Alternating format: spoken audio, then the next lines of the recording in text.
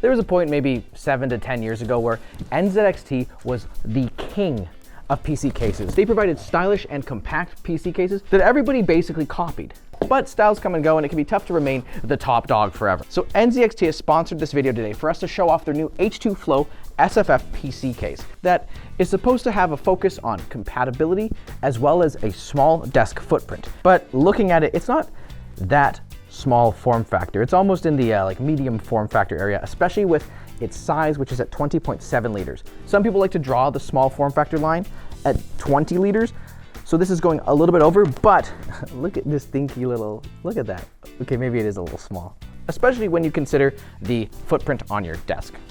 As you can see, this is all the space it's gonna take up. One of the issues I have with my small form factor case at home is that it ends up taking almost the entire depth of my desk once all of the cables are involved. So having something that's a little bit shorter is gonna actually maybe save you a lot of space, because your desk, you want table space, the vertical space might not be so bad. For the case side panel, it's split into two, a small tempered glass window, as well as this very quite porous mesh on the other half. And this same kind of mesh is found on the front, the back, and the top of the case. Clearly, NZXT has taken a lot of their airflow complaints to heart, and this thing looks very promising with just literally mesh on every front. There's no additional magnetic fan filters, which is, I think, okay in a scenario where you have this dense of a mesh. Look at how easy I've just taken off all of the panels. This isn't gonna be too hard to clean, which I think is okay with this level of mesh.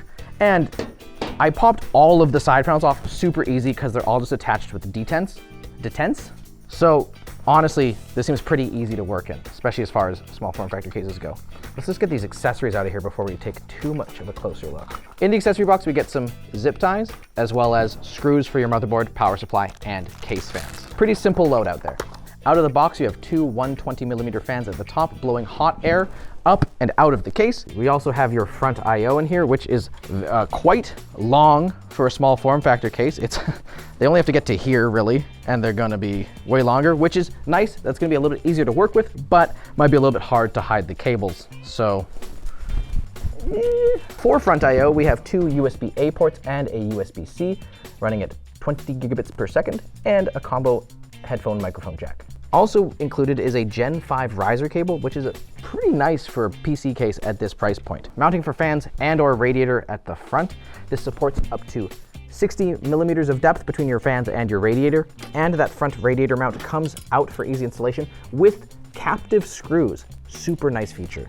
And at the bottom, we have a removable 2.5-inch drive cage that is toolless, at least for the drives, but not for the removability. The observant or biologically minded amongst you may have noticed that there is a spine in the middle of this case, which indicates that this is a sandwich style case. So your motherboard and power supply are going to be on this side, and your graphics card will be on this side. This case can support triple slot GPUs up to 330 millimeters in length. Height-wise, you're not going to be too worried. One of their claims is that it's going to be very easy to build in, so if you're somebody who's not experienced with SFF parts, you should have an easy time. Let's find out if that is true. No such thing as an easy case to build in when it comes to SFF. Turns out our motherboard was broken, so we're gonna do things a little out of order. Hopefully, this will be a real test of how easy it is to build in here. We're gonna start with putting our power supply in. This is a NZXT C850 SFX Gold power supply. We figured, you know, keep it all in the family. Also sponsored by NZXT, so they're so cute. I love SFX power supply. One thing that they did here that I love is that they didn't just label the type of screw, they actually labeled what it's for. It can be really hard to tell the difference between like a motherboard standoff screw or a power supply screw. They're very, very similar. So shout out NZXT for doing that.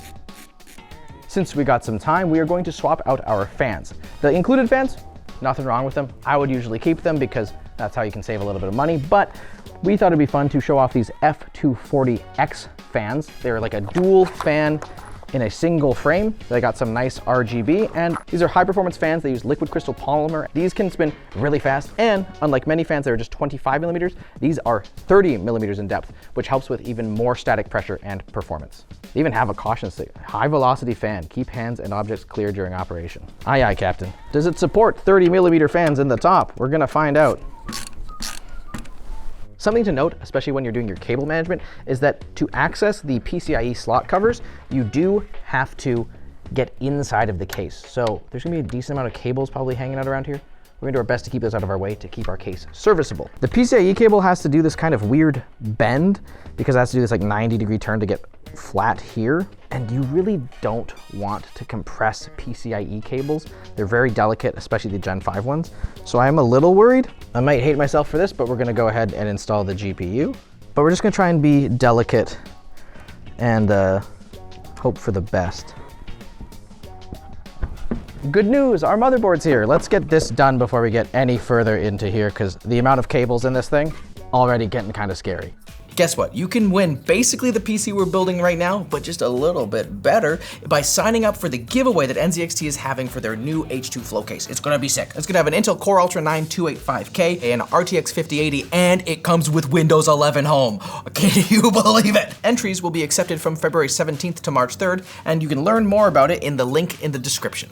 For our CPU, we are going with a Intel Core Ultra 265K. That's right, when's the last time you've seen Intel on this channel, huh? This motherboard's crazy. It's doing the sort of daughter board thing that we've seen on a lot of ITX cases, but like, look, there's a fan header, 2 RGB headers. This is for a M.2 drive. There's gonna be a second, there's like a daughter board in here.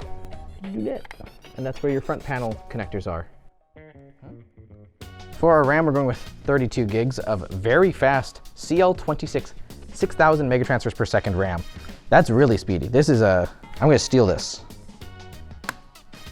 CPU cooler is frickin' chungus. Look at this. Look at this thing. Like, look at our motherboard. It's like the whole thing. This is the NZXT Kraken Elite 280 RGB, and it comes with dual frame fans, just like the ones that we have in the box. These, however, are just 25mm, but they're more RGB focused. Because they're not attached out of the box, why don't we swap for the performance fans just to show you how much clearance you can get. This is a 27mm thick radiator. That's gonna be a 30mm fan, which is gonna take us right up to our clearance level of 60mm for the front radiator. And if you wanna do air cooling, NZXT designed this case with liquid cooling in mind, and 75mm here is not a lot. You'll have to stick to like a low profile CPU cooler or go liquid. Oh boy, the included NZXT cable on this cooler is very long, but the neat thing is that they are using a single connector that's gonna have your RGB, your power, everything for your fan, so you don't have to deal with any like gross cables plugging into this head, which again, is freaking massive. Finally getting our motherboard in. So far, so good. It's been pretty easy to work in here. Again, lots of space, easy access. All the panels come off, so we haven't really had to concern ourselves with trying to get around any tricky corners. And looking ahead right now, just for when I have to do cable management and stuff, it's gonna be pretty easy for me to route the CPU connector that I totally forgot to connect beforehand, which is a pro tip, something you should do. Oh, they even have a little hole right here so you can reach a screwdriver through to screw in that last motherboard standoff. I don't have a thin enough screwdriver because we've got thick shafts over here at LMG. We're about to put the radiator in, and it is getting pretty nightmarish in here. We have a lot of extra long cables that are designed for full-size cases, and we're in a small case. Thankfully, NZXT kind of thoughtfully designed around that big extra part on their radiator. So it does fit in just nicely, especially in the optimal orientation that we have here. As I said, you can do your best to make it as easy as possible, but there's no way to make it truly, truly easy when it comes to SFF. There's always some frustrations, but it will feel oh so satisfying when it's all done. We've got everything in here. It's been lightly cable managed. Not the prettiest thing in the world, but you know, gets the job done. Let's find out if it works. Oh, ho, ho. Look at the CPU cooler. We'll have to rotate it 90 degrees in the software, but like, geez, that's such a big screen. And finally, what the hell is that? Yeah. Oh, oh. There's a residue. I hope that oh, I'm making it so much worse. NZXT, don't look at this. It's a darkened side panel. And I think that kind of really does a lot for covering up the inevitable cable clutter that you're gonna have in here. It almost makes me wish that we didn't route our tubes around the CPU cooler so that we could show off our RGB RAM. But it looks pretty cool. Overall thoughts on this thing? It's pretty neat. It is relatively easy to build in. The mesh plus the darkened tempered glass side panel make it a little bit easier to hide your cables and really let your RGB shine through instead. The airflow looks like it's not going to be any sort of problem. We currently have it pulling in through the front and exhausting out the top, but you also have tons of passive dispersion through the back. There is nowhere to mount any fans here. What would have been cool, but I understand why they didn't do it, but you're probably gonna see modders do it, is if mounting like some small like 40 or 50 millimeter fans to the side here. In terms of GPUs that it can accommodate, if you have a flow-through GPU, you might find that your temps are a little bit hampered, but there's about 15 millimeters of clearance between the back panel and the actual GPU itself, which in other cases has been enough to provide decent ventilation that doesn't choke people off. We actually have a video coming on LTT that we did with NASA that may or may not confirm that. You should be okay with a flow-through cooler.